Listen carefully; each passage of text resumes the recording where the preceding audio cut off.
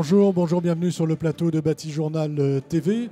Nous sommes à Lyon, nous sommes sur le salon Bipositive et cet après-midi, nous allons entamer une petite conférence sur un sujet dont on parle beaucoup dans le neuf, qui est E+C-.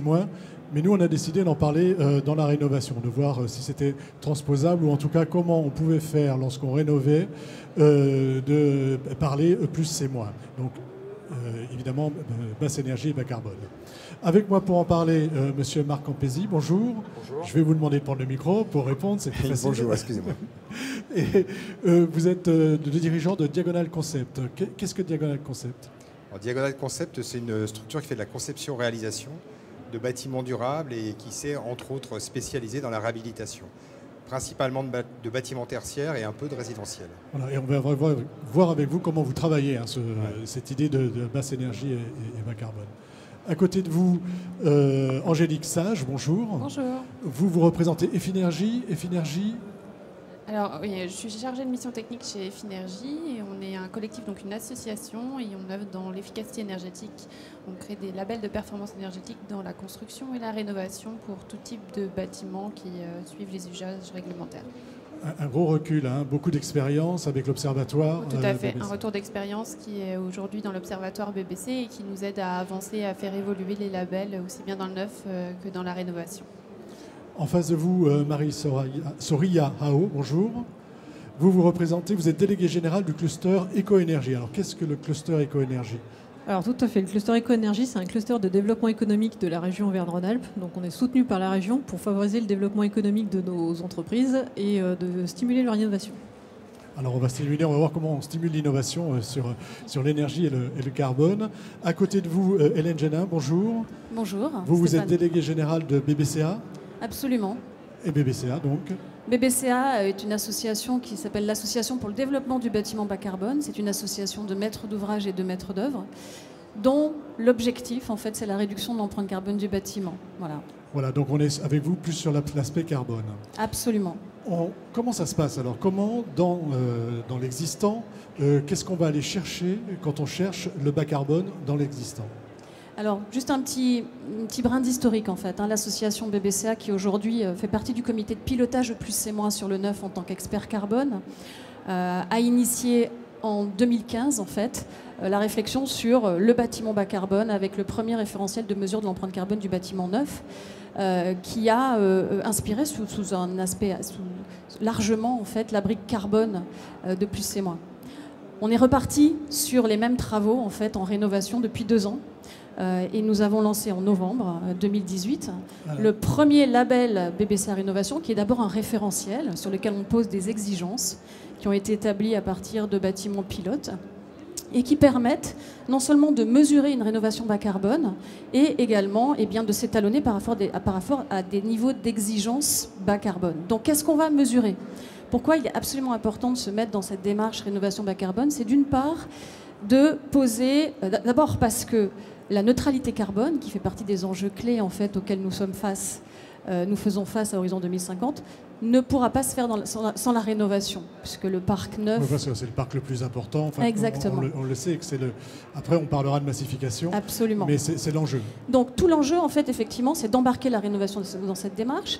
Déjà, d'appliquer une vision carbone sur l'énergie, puisqu'on le sait, les énergies sont plus ou moins carbonées. Et puis, regarder ce qui se passe au niveau des matériaux. Aujourd'hui, pour une rénovation, on peut avoir les émissions issues des matériaux qui peuvent aller de 40 à 10% en fait, de l'empreinte carbone du bâtiment, ce qui est quand même assez fondamental. Et puis il y a un autre élément donc, sur les matériaux, c'est qu'on va pouvoir valoriser le fait de les conserver. Conserver les matériaux, c'est bas carbone. On va également faire en sorte, quand on ajoute des matériaux, de faire en sorte que ce soit des matériaux bas carbone, à faible empreinte carbone. Et puis, ce qu'on va déposer, il faut absolument qu'on réduise les déchets et qu'on arrive à limiter en fait ces déchets et la dépose prématurée des matériaux. Et puis, dernier élément, c'est le stockage carbone. Le bâtiment est naturellement aujourd'hui peut-être un puits de carbone avec l'incorporation de matériaux biosourcés qui stockent du carbone au lieu de l'émettre, pour une durée très longue. Et donc, en rénovation, on peut détruire le stock, on peut l'augmenter où on peut le pérenniser. Et ça fait partie des choses à mesurer impérativement. Des choses importantes. Sur ces questions qui viennent d'être évoquées, le stockage du carbone, les différents éléments, est-ce que vous voulez ajouter quelque chose qui vous semble important ? Je pense qu'on peut revenir sur le fait que la rénovation est effectivement un élément important dans ces notions carbone. On a un gros enjeu sur la rénovation, on le sait, pour nos objectifs liés à 2050. Et la rénovation par rapport à la construction, de la destruction, de la reconstruction, va avoir un avantage vertueux extraordinaire qu'il faut tenter de valoriser aussi par ce biais-là. Il y a le côté énergétique, il y a le côté carbone, et je pense qu'on peut valoriser les deux dans la rénovation. Monsieur Campesi ? Oui, la volonté est là, les outils sont là, les référentiels sont là. Il manque les hommes. Et donc, en tout cas, nous focalisons beaucoup plus sur ceux qui font. Sur le chantier, la distance entre les objectifs et la notion de bas carbone, il y a un fossé. Donc, l'une de nos actions spécifiques qui nous caractérise sur les projets, c'est de former les gens in situ, à les sensibiliser au bas carbone et à l'analyse de cycle de vie, puisque j'ai entendu des mots qui nous intéressent. C'est vraiment animer les chantiers. Pour nous, toute opération de réhabilitation est une opportunité pour faire avancer les hommes. La technique est là, les bâtiments, on sait les traiter. Maintenant, les savoir-faire, l'enjeu, je crois, va vraiment porter sur le bâtiment bas carbone, du côté de la formation et de la sensibilisation et surtout de donner du sens aux gens qui sont sur le terrain. Alors, que ça vienne des tripes et non pas d'une directive. Quand vous parlez du chantier, c'est toutes les personnes qui sont amenées à un moment donné à un autre à intervenir. Les intervenants du chantier, les concepteurs, les gens qui sont sur l'opérationnel, qui déplacent les matériaux, les bâtisseurs. Ces gens-là aussi, il faut les sensibiliser. Et les actions de terrain sont extrêmement importantes et d'expliquer les objectifs finaux et pourquoi on le fait. Pourquoi on le fait, des objectifs finaux. En vous écoutant, j'ai entendu parler, alors je me tourne vers vous, parce que on va parler aussi d'économie circulaire dans ce cadre-là. Oui, tout à fait. Moi, c'est quand on a présenté tout ça, plus et moins dans la rénovation et notamment sur la partie décarbonée, moi, je faisais vraiment le parallèle avec le réemploi des matériaux et avec donc toute la partie économie circulaire. Je pense que c'est toujours cette vision de prendre de la hauteur sur la globalité du bâtiment. Plusieurs fois, on a déjà travaillé sur la grande question du faut-il mieux raser, faut-il mieux réhabiliter, si on reconstruit, qu'est-ce qu'on fait des matériaux qui sont déjà présents, est-ce qu'il y a une possibilité de les réutiliser. Et je pense que ça, il y a une forme de nouvelle philosophie qui doit entrer en ligne de compte et qu'on arrête de simplement dire on rase tout, on remet tout et puis advienne que pourra, sans prendre en compte justement cet aspect carbone qui devient un des aspects principaux, étant donné que maintenant, je rejoins vraiment ce qui a été dit précédemment sur la partie énergie, techniquement, on maîtrise les choses. Techniquement, énergie, on sait faire. Alors, la difficulté, puisqu'on revient à ce sujet-là, techniquement, tout ce qui est côté énergétique, on sait faire. Le problème, c'est qu'aujourd'hui, on se rend bien compte qu'on a des objectifs sur la rénovation qu'on n'arrive pas à atteindre. Donc, il y a quand même une limite à ça. Il y a un problème de massification qu'on a actuellement. On n'a pas de problème technique sur les matériaux employés, les techniques à utiliser sur chantier, on sait faire ou on trouve les solutions, mais pourtant on n'arrive pas à massifier. Donc ça veut dire qu'il faut juste prêter attention à ça. Côté énergie, on a tout ce qu'il faut, mais on n'arrive pas à massifier. Côté carbone, il faut donc prêter attention à ce qu'on met en place, ne freine pas davantage les enjeux de la rénovation. Ce que vous êtes en train de nous dire, attention, n'allons peut-être pas trop loin, parce que si on va trop loin, on va faire peur. Et ça risque de ne pas enclencher la nécessaire massification. Oui, ça risque de freiner de ne pas nous permettre d'atteindre les objectifs qu'on s'est fixés aujourd'hui sur la rénovation et sur les objectifs qu'on a à 2050. Donc ça veut dire qu'il faut faire quelque chose, ça veut dire qu'il y a des éléments sur lesquels on peut faire facilement quelque chose aussi. Tout ce qui est partie exploitation, au niveau du carbone, on a un enjeu à jouer qui est relativement facile et accessible, je dirais. Ensuite, donc travaillons d'abord ce qu'on sait faire. Ce qu'on sait faire le plus efficacement en tout cas, et ce qui a un poids considérable aussi sur la partie rénovation. Toute l'exploitation a un poids considérable. J'aimerais vous faire réagir là, tous les trois là-dessus. Ouais, parce que c'est vrai que là-dessus, alors nous en tant que cluster de développement économique, ce qui est vraiment important aussi, c'est de ne pas casser le marché.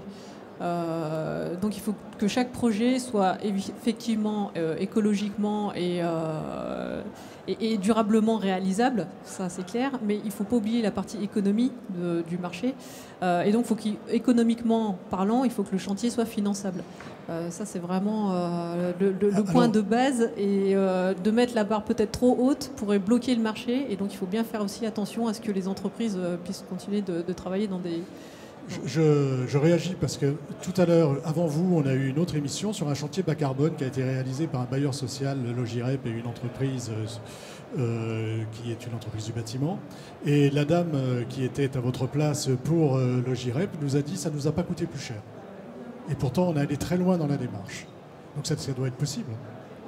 Effectivement, c'est possible. Par contre, c'est possible en ayant une bonne cohésion entre l'ensemble de la chaîne. C'est ce que disait Marc tout à l'heure, c'est-à-dire que dès la phase de conception d'un chantier, il faut bien réfléchir donc en amont et prendre l'ensemble de la globalité du projet pour que justement le projet ne revienne pas plus cher. Et ça, c'est pour l'instant encore une des problématiques qu'on rencontre quand même régulièrement sur les chantiers. Je voulais en fait voir, il y a 3 ans en fait on parlait bas carbone dans le neuf, et le chemin qu'on a fait aujourd'hui en 3 ans il est absolument déterminant.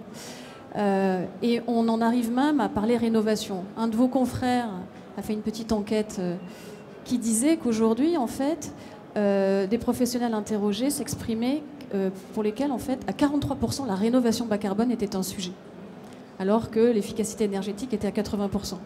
Donc pour un sujet qui n'existe pas encore au niveau de la réglementation, sur lequel une association comme BBCA fait un premier pas important de référentiel, on se rend compte que la démarche en fait peut aller très vite. Pourquoi ? Parce qu'on capitalise en fait. On peut pas dire que le climat sera un effet de mode. Le climat et l'enjeu climatique et ce qu'on doit faire au niveau du bâtiment, qui est le premier secteur le plus émissif, c'est pas un élément de mode. Ce que je voulais dire, un mot, est-ce que le carbone ne devient pas un élément marketing ? Alors, justement, on en revient là à la question, par exemple, du label. À quoi sert un label ? Eh bien, à attester réellement d'une exemplarité. C'est pas obligatoire. L'important, c'est que tout le monde s'engage dans la démarche. C'est ce qui est défini dans les référentiels. Aujourd'hui, BBCA, qui vraiment se positionne en pionnier sur le marché du bas carbone, que ce soit en neuf, en rénovation ou sur les démarches quartiers qu'on a pu initier et qui sont aujourd'hui traduites, qui s'élargissent dans un consortium collectif soutenu par l'ADEME. Notre sujet, c'est de montrer l'exemple. Aujourd'hui, on a 40 bâtiments BBCA, dont certains qui sont du logement social, qui sont à coût équivalent. Et donc, montrer que ça marche, le mesurer et inspirer en fait ceux qui vont bâtir, c'est la méthode qui nous semble être la plus efficace pour élargir et massifier. Élargir, massifier et aller dans cette démarche-là, mais attention quand même. C'est ça que j'ai bien compris. Oui, c'est ça. Enfin, c'est l'idée justement de ne pas freiner finalement les acteurs du bâtiment et d'aller... On va tous dans le même sens de toute façon. On va tous vers les enjeux qu'on s'est fixés pour 2050. Le côté énergie et le côté carbone ne sont pas du tout à opposer. Ils sont conjointement liés en fait pour répondre à ces objectifs. Et il faut qu'on arrive à trouver des éléments qui ne fassent pas peur aux acteurs, c'est pas du tout le but, mais qui permettent de les accompagner vers ces objectifs qu'on s'est fixés pour 2050. Alors, Monsieur Campesi, avec vous, on a l'impression que c'est très facile techniquement. Vous dites que le problème n'est pas là.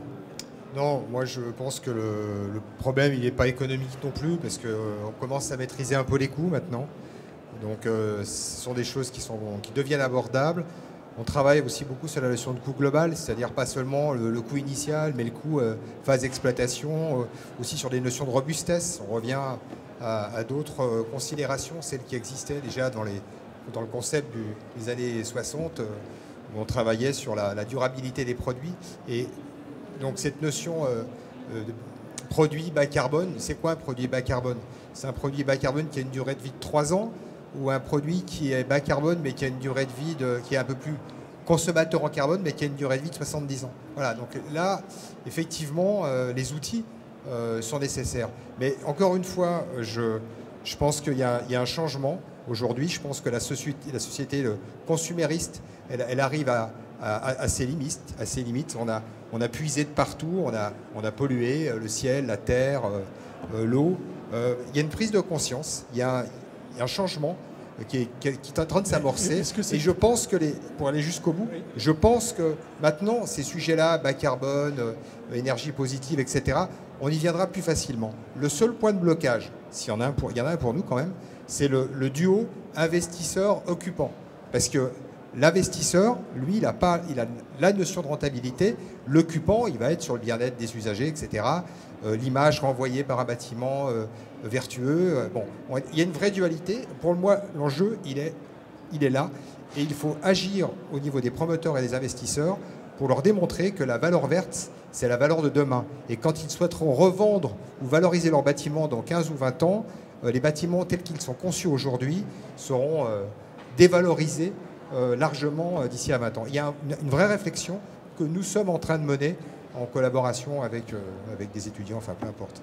Voilà, cette réflexion sur le fait que ce bâtiment que vous allez rénover ou construire finalement, parce que là, finalement, on parle presque plus de rénovation dans ce que vous dites, il faut qu'il trouve une nouvelle valeur à la revente plus tard par rapport à l'usage qu'on en fait aujourd'hui, c'est ça? À la revente et en coût d'exploitation. Il va falloir valoriser cette notion de... Nous, on parle de valeur verte, qui est à la fois le fait que le lieu est bien habité. Donc c'est pour ça que le bas carbone est essentiel, l'énergie positive, c'est essentiel. La notion d'habiter, la notion de bien habiter, de se sentir impliqué dans le bâtiment, être fier de son bâtiment, c'est à mon avis tout aussi important parce qu'on sait aussi dans la démarche carbone le coût induit par une mauvaise utilisation ou entre guillemets, il n'y a pas de mauvais usagers, il y a des gens qui ne savent pas comment utiliser les bâtiments. Donc sur la technique, oui, je pense que la technique est présente, on pourrait en parler, les matériaux biosourcés, la traçabilité sur le recyclage, le réemploi in situ, etc. Tout ça, ça commence à rentrer dans les mœurs. Bon, il y a un énorme travail de formation, et s'il y a une action à mener, je le redis, je l'ai dit en préalable, c'est la formation et surtout donner du sens à ce qu'on fait. Parce que ça a du sens, c'est l'avenir, c'est notre propre avenir, l'avenir de nos enfants, l'avenir de l'humanité qui est en jeu. Et donc, moi, je suis pour mettre la barre un peu plus haut, mais donner des moyens et faire des projets exemplaires de plus en plus, et surtout mettre en valeur ces projets exemplaires et démontrer qu'il n'y a pas de surcoût forcément à agir mieux et aller plus loin. Il faut être ambitieux. Il est urgent d'être ambitieux. Il est urgent d'être ambitieux, c'est ce que je retiens de ce que vous me dites. Mais en même temps, de ce que vous me dites, c'est attention, n'allons pas trop loin quand même. Alors nous, on a l'habitude d'être ambitieux. Enfin, on fonctionne comme ça. On fait des labels de performance, on essaie d'amener les acteurs à aller plus loin. Donc cette notion d'ambition, on en a l'habitude, mais on prend conscience aussi que les bâtiments sont faits par des acteurs, pour des usagers, et qu'il y a ces paramètres également qui rentrent en compte. L'idée n'est pas de brusquer les gens, mais de réussir vraiment à les accompagner, en fait.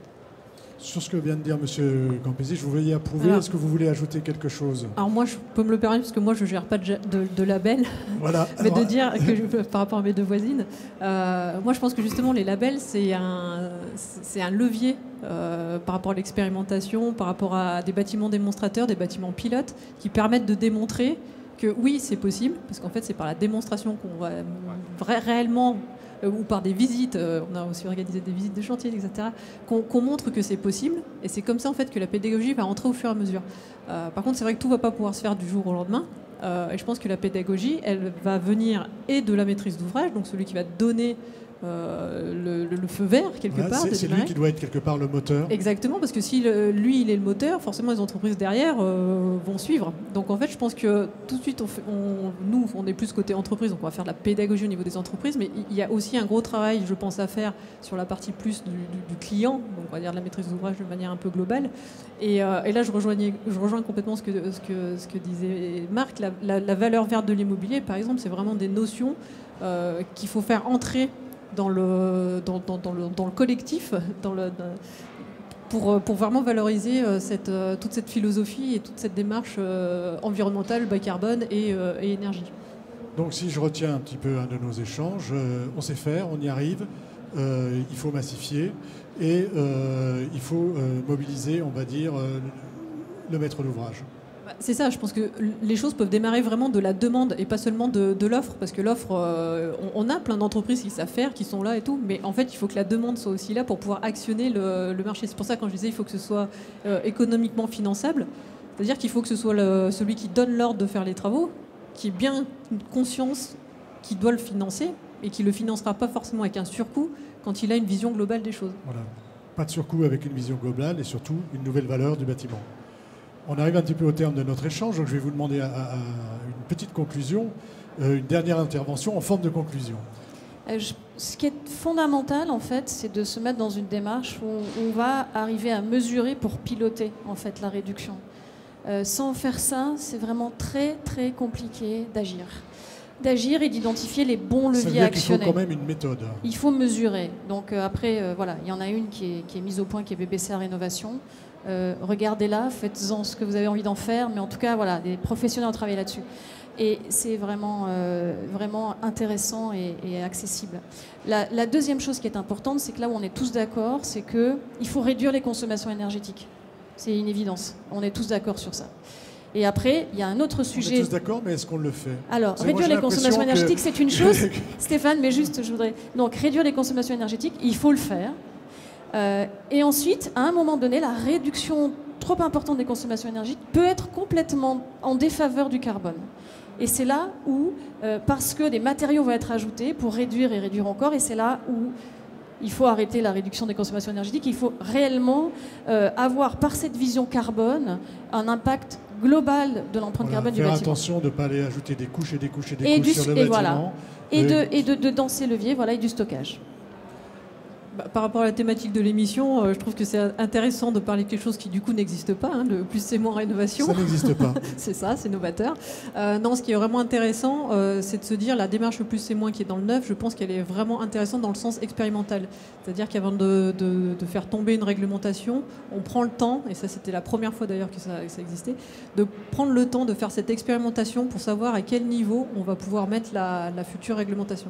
Et je pense que ça, si on l'applique dans la rénovation, on y gagnerait tous. On y gagnerait aussi. Donc on aurait intérêt peut-être à aller un peu plus vite dans la rénovation pour lancer une démarche plus c'est moins rénovation. Je pense, oui. Votre conclusion sur cette thématique? Alors je rebondis sur ce que disait Marie Soraya. Moi je me félicite qu'on puisse avoir justement en France des associations comme BBCA, comme Finergie qui accompagnent les acteurs, qui essayent d'aller plus loin sur le sujet de plus c'est moins en rénovation.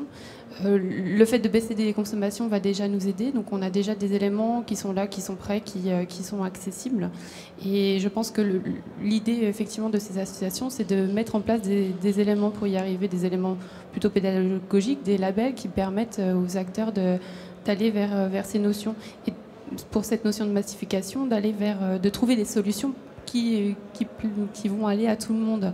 Demain, on présente un autre label lié aussi à la rénovation, mais plus sur les bâtiments à caractère patrimonial. Donc, on trouve aussi des solutions pour tous les projets parce que tout le monde doit à sa pierre à ajouter, quoi. Voilà, sa pierre à ajouter. Le bâtiment patrimonial, c'est important, il y en a beaucoup en France. Vous avez le mot de la fin, Monsieur Campesi. Oui, écoutez, moi je suis ravi parce que je vois qu'il y a beaucoup d'actions qui sont menées tout azimut. Ça fait assez longtemps que je suis engagé sur le sujet, je commençais à désespérer. Et puis là, il y a une espèce quand même de levée. Là, vous sentez qu'on va. Oui, il a sincèrement depuis très peu de temps, peut-être depuis 2 ans, il y a une accélération, il y a une montée en puissance.